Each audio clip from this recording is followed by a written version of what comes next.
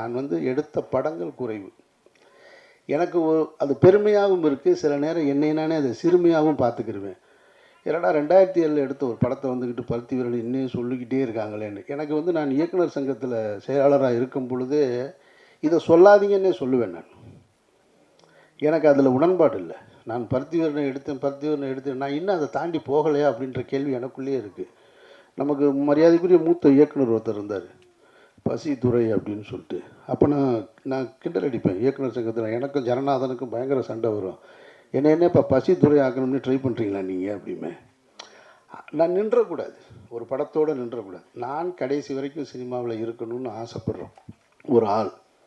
பருத்தி வீரனுக்கு பின்னாடி நான் நிறைய பயணப்பட்டிருக்கேன், வேறு படங்கள் பண்ணியிருக்கேன். அது சேரலை, அல்லது அது அந்த மக்களுக்கு திருப்தியை தரலை. அதனால் அது எனக்கு வருத்தம் கிடையாது. ஏன்னா நான் ஒன்று நினைக்கிறேன், அதை செஞ்சுக்கிட்டே இருக்கேன். இப்போ வரைக்கும் செஞ்சுட்டு தான் இருக்கேன் நான், இந்த நிமிடம் வரைக்கும். அதனால தான் ஷூட்டிங்லேருந்து என்னால் வர முடியுது. ஸோ அதனால் என்னை எங்கேயாவது பார்க்கும்போது உங்கள் நண்பராக நீங்கள் மேடையில் சொன்னீங்கன்னா போதும், அல்லது பருத்தி வீரன் எடுத்தவர்னு சொல்லாதீங்க. ஏன்னா அது ஒரு ஜென்ரேஷன் தாண்டிடுச்சு. அது நான் அங்கேயே நின்றுட்டே இருக்க விரும்பலை. நான் என்னுடைய அடுத்த படத்துக்கான வெளியீட்டை நான் நோக்கி வந்துட்டேன். நான் ஒரு நடிகராக வந்துட்டேன், இயக்குனராக வந்துட்டேன் நான். ஆனாலும் இதையெல்லாம் தாண்டி நான் அதை தினம் கேட்டுக்கிட்டு தான் இருக்கேன் நான். அப்போது அதுக்குள்ளே என்ன இருக்குன்னா, நாம் செஞ்ச ஒரு வேலை, நான் அதை தவிர்க்கணும்னு நினச்சாலும் அது என்னை தவிர்க்க முடியலை. அது ரஜினி சார் தான் அந்த படம் பார்த்துட்டு என்கிட்ட சொல்லும்போது சொன்னார், அது ரொம்ப முக்கியமான ஒரு வார்த்தையாக பார்க்குறேன் நான். நம்ம இப்போ கமல் சார்னால் அவர் சினிமாவை ரொம்ப in and out, top to bottom தெரிஞ்சவர். ரஜினி சாருக்கு அந்த டெப்த்து தெரியாது, அவர் ஒரு கமர்ஷியல் நடிகர் தானே அப்படின்னு நம்ம நினச்சிட்டு இருந்தோம்.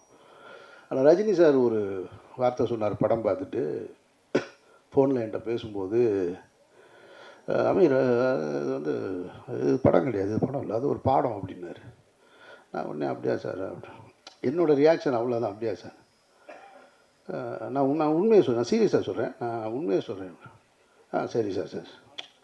அவருக்கு என்னென்னா என்னோடய ரியாக்ஷன் ரொம்ப கம்மியாக இருக்குன்னொடனே அவர் இவனுக்கு ஒரு அளவும் புரியலைன்னு திரும்ப சொல்லிகிட்டே இருக்கார்.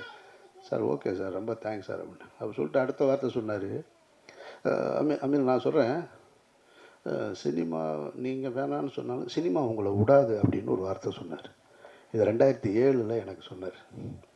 அப்போ நான் யோசிச்சு பார்க்குறேன் நான், இது என்ன எப்படி ஒரு வார்த்தை இது? அப்போது இந்த சினிமாவை எவ்வளவு நேசிச்சிருந்தா, இதை புரிஞ்சிருந்தா அவர்னால இதை சொல்ல முடியும். இப்போ உண்மையிலே நான் படம் அடுத்தடுத்து டைரக்ட் பண்ணுறது குறைஞ்சிட்டு தான் இருக்குது, ஆனாலும் சினிமாவுக்குள்ளே இருந்துக்கிட்டே இருக்கு.